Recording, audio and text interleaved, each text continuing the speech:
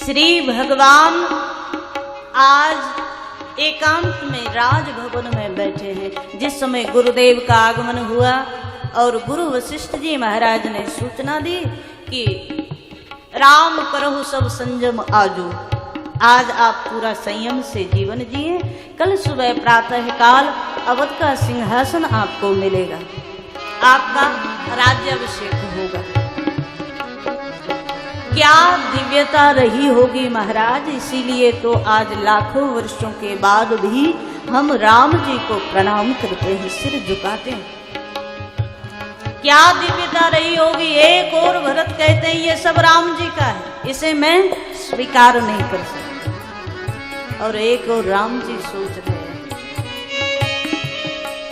जिस समय सूचना मिली कि सब अधिकार मुझे मिलने वाला है, सिंहासन मुझे मिलने वाला है, राम जी सोच रहे हैं कि ये अनुचित हो रहा है, ठीक नहीं हो रहा है। क्या अनुचित हो रहा है? तो कहा मेरा वंश तो बड़ा अच्छा है, सूर्य वंश है, इस विमल वंश में सारी परंपराएं अच्छी हैं, पर इस विमल वंश में एक परंपरा मुझे ठीक नहीं लग रही। कौन सी? बोले बंधु विहाई बड़े ही अवश्यक हो। भगवान के वचन है, छोटे भाई को छोड़कर बड़े को सिंहासन पर बिठा दिया जाए, ये बात मुझे पसंद नहीं आई। राम जी बोले, और बड़ा सुंदर भगवान बोल रहे हैं, जन्म में संग सब भाई, जन्म में एक संग सब भाई, भोजन शयन के लगाए, भोजन शयन के लगाए, भोजन शयन के लगाए, भोजन शयन के लगाए। कहीं मिलेगा ये आदर्श? हाँ, मानस में मिलेगा, राम कथा में मिलेगा। श्री भगवान रात्रि में अपने भवन में बैठ करके सोच रहे हैं, जन में एक संग सब भाई, भोजन शयन केली लड़काई। राम जी सोच रहे हैं, सब भाइयों ने एक साथ जन्म लिया, सब एक साथ खेले, एक साथ खाया, एक साथ क्रीड़ा की, एक साथ शयन किया, और करण वेद उपवीत ब्याह, संग संग सब भय उछा। चारों भाइयों का नामकरण एक साथ हुआ, करण वेद इत्यादि संस्कार एक साथ हुए, यहाँ तक कि विवाह संस्कार भी चारों का एक साथ हुआ। और भगवान सोच रहे हैं कि जब चारों ने एक साथ जन्म लिया, सारी लीलाएं साथ हुई, सारे संस्कार साथ हुए, तो विमल वंश यह अनुचित एकु, बंधु विहाय बड़े ही अवशेकु।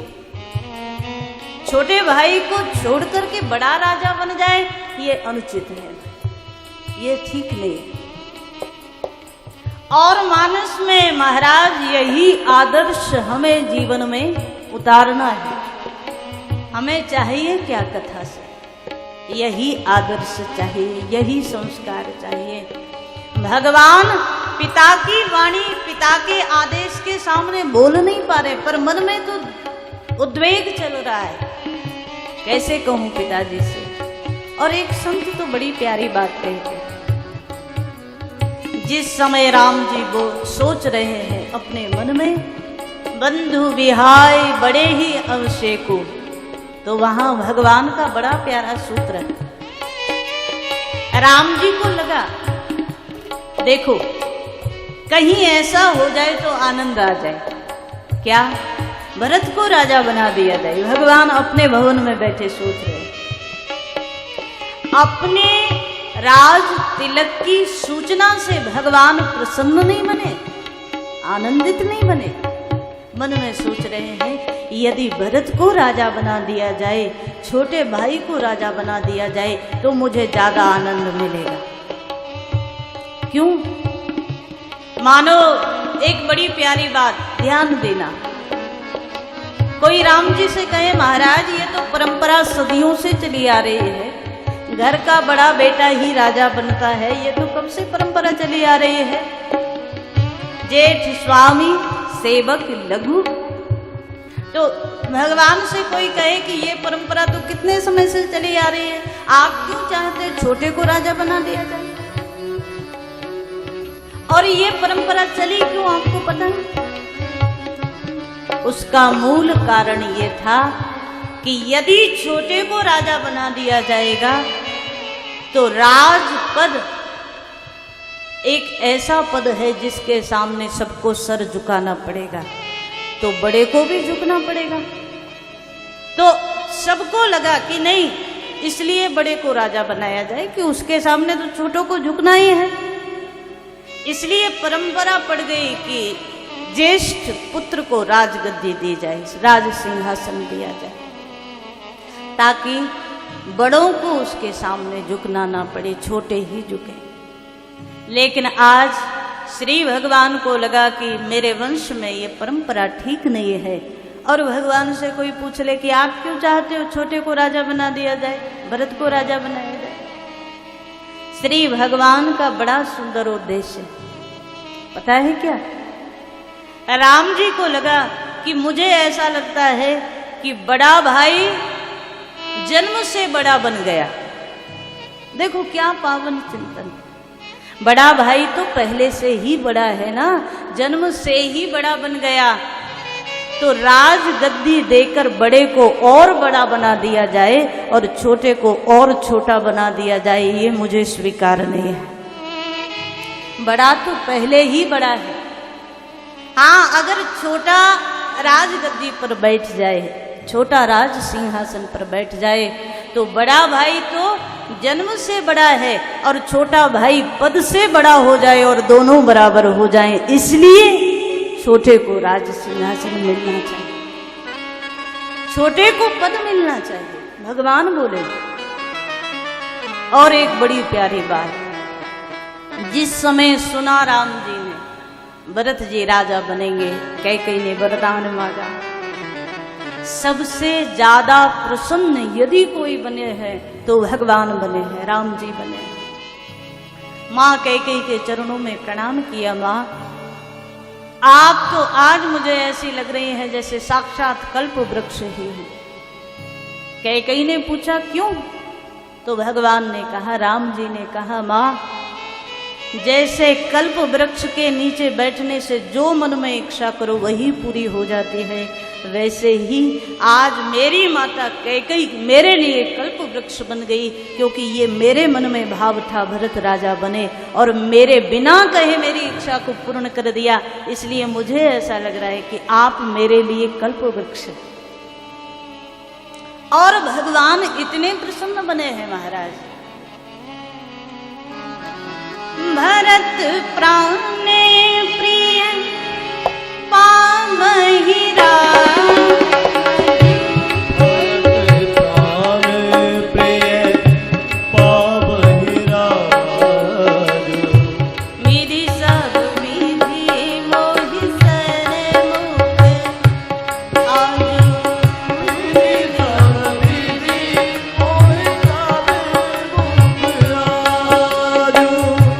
विधि सब विधि मोहि सन्मुख आजु,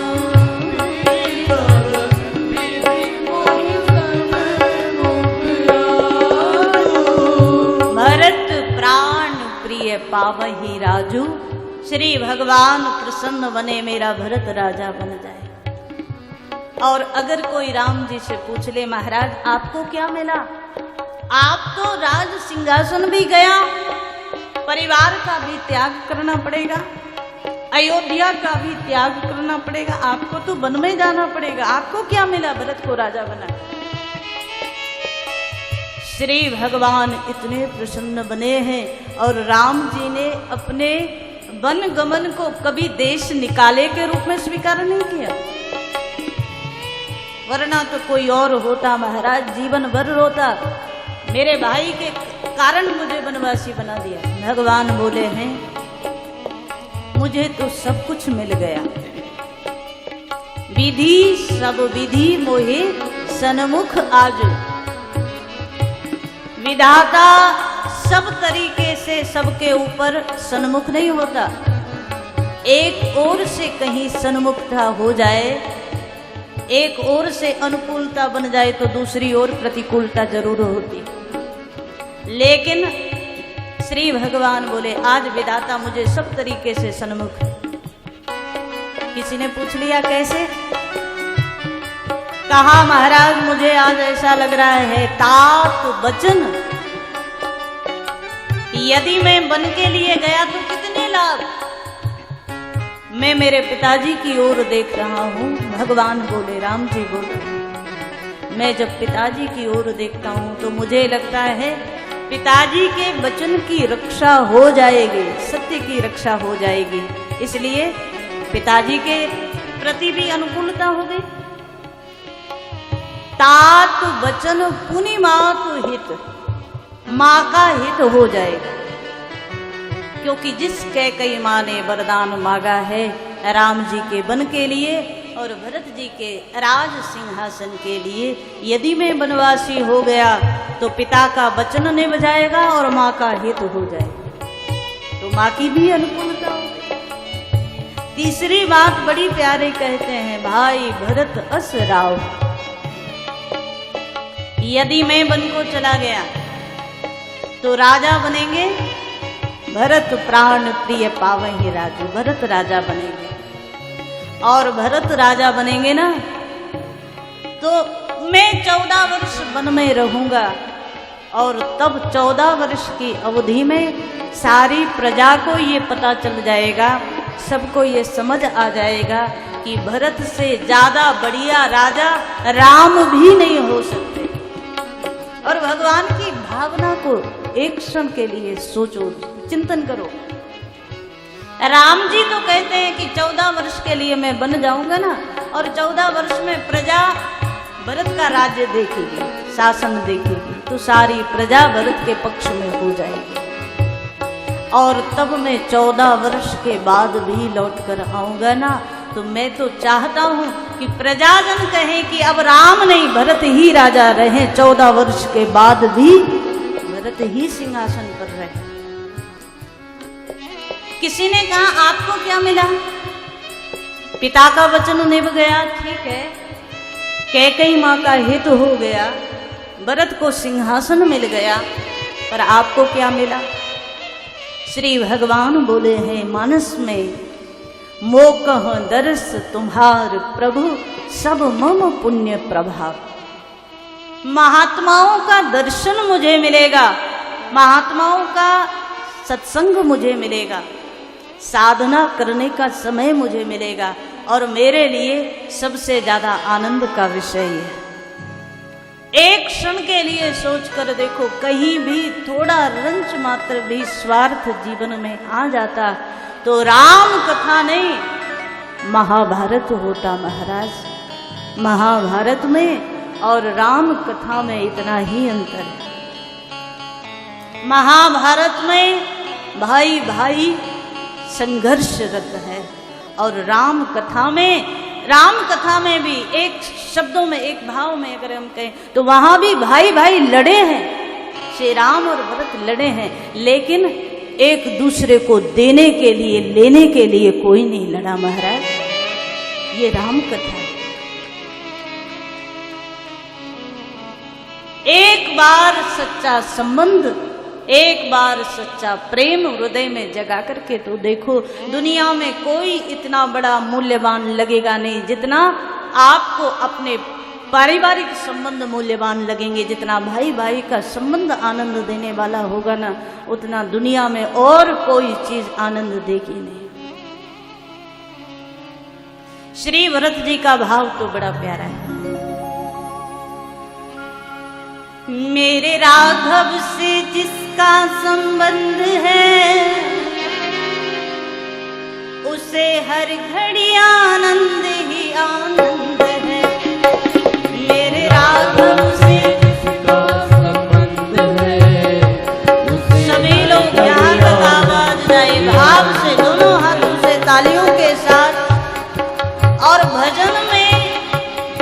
के भाव में खो करके गए। हो मेरे राघव से जिसका संबंध है, उसे हर घड़ी आनंद ही आनंद है। मेरे राघव से जिसका संबंध है, उसे हर घड़ी आनंद ही आनंद है। मेरे राघव से जिसका संबंध है, उसे हर घड़ी आनंद ही आनंद है। मेरे राघव से जिसका संबंध है, हरि बोल हर घड़ी आनंद ही आनंद है। श्री हरि।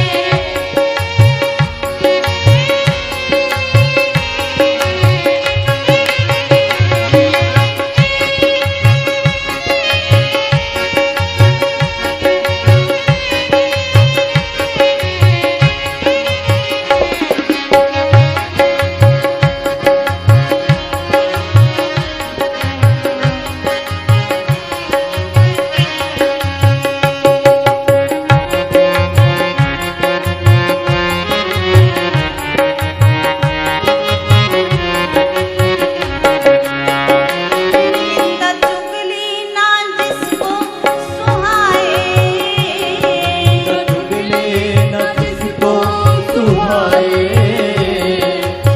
क्या शब्द है? निंदा चुगली न जिसको सुहाए। लेकिन महाराज बड़ा मुश्किल है ना? एक बार को भोजन ना दो तो चल जाए, पर किसी और की निंदा ना करेंगे चलेगा क्या? निंदा चुगली ना जिसको सुहाए, चुगली न जिसको सुहाए। बुरी संगत की रंगत ना भाए, संगत की रंगत न पाए। जिसके हृदय में बाल मुकुंद है, उसे हर घड़ी आनंद ही आनंद। जिसके हृदय में पाल मुकुंद है, उसे हर घड़ी आनंद ही आनंद है। वो मेरे राघव से जिसका संबंध है, उसे हर घड़ी आनंद ही आनंद है।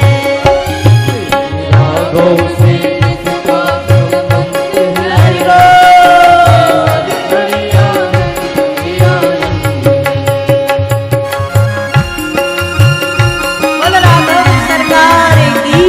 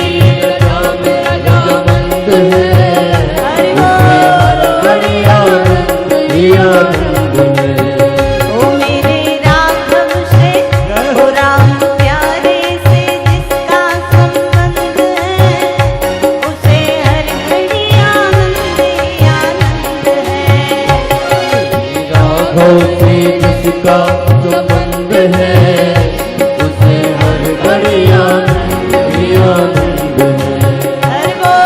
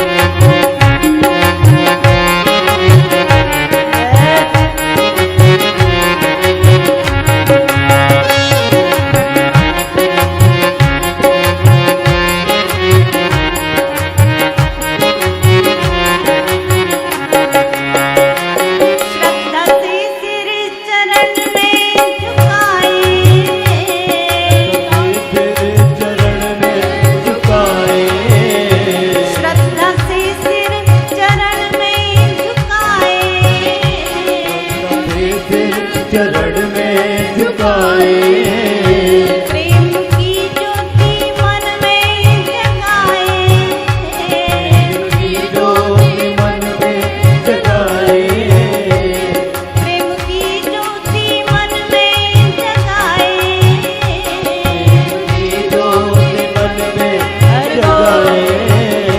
जिसको भाता जिसको भाता सदा ही सत्संग है, उसे हर घड़ी आनंद ही आनंद है।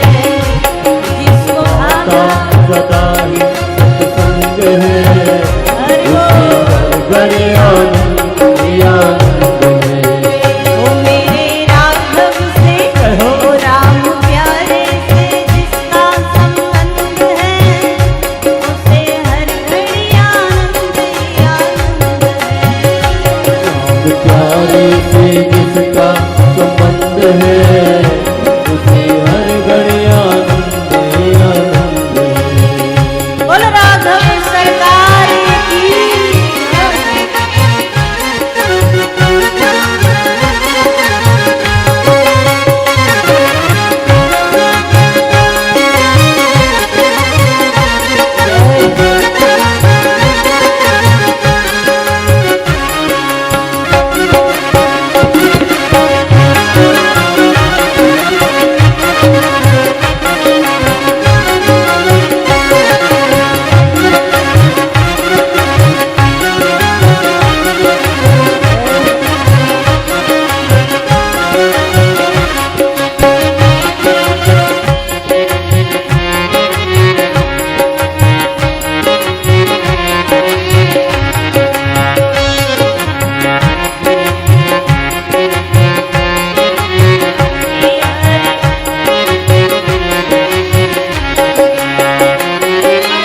प्राणी में देखे प्रभु को, तो प्राणी में देखे प्रभु को, हर एक प्राणी में देखे प्रभु को, हर एक प्राणी में देखे प्रभु को, दया करुणा से प्रेरित हरि को, दया करुणा से प्रेरित हरि को, जिसके हृदय पे जय हो। जिसके हृदय पे चढ़े श्याम रंग है, उसे हर घड़ी आनंद ही आनंद है।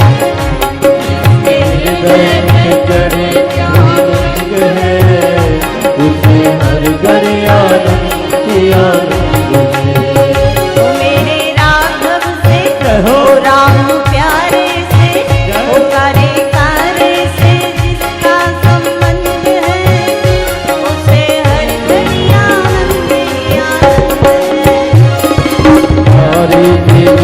संबंध है, उसे हर घड़ी आनंद ही आनंद है। मेरे राघव से जिसका संबंध है उसे हर घड़ी आनंद ही आनंद है। प्यारे से जिसका संबंध है उसे हर घड़ी आनंद ही आनंद है। वो मेरे राघव से जिसका संबंध है उसे हर घड़ी आनंद ही आनंद है। प्यारे से जिसका संबंध है उसे हर घड़ी आनंद ही आनंद है। हर घड़ी आनंद ही आनंद उसे है। हर घड़ी आनंद ही आनंद घड़ी है। आनंद ही आनंद, हर घड़ी आनंद ही आनंद, घड़ी आनंद ही आनंद, हर घड़ी आनंद ही आनंद है।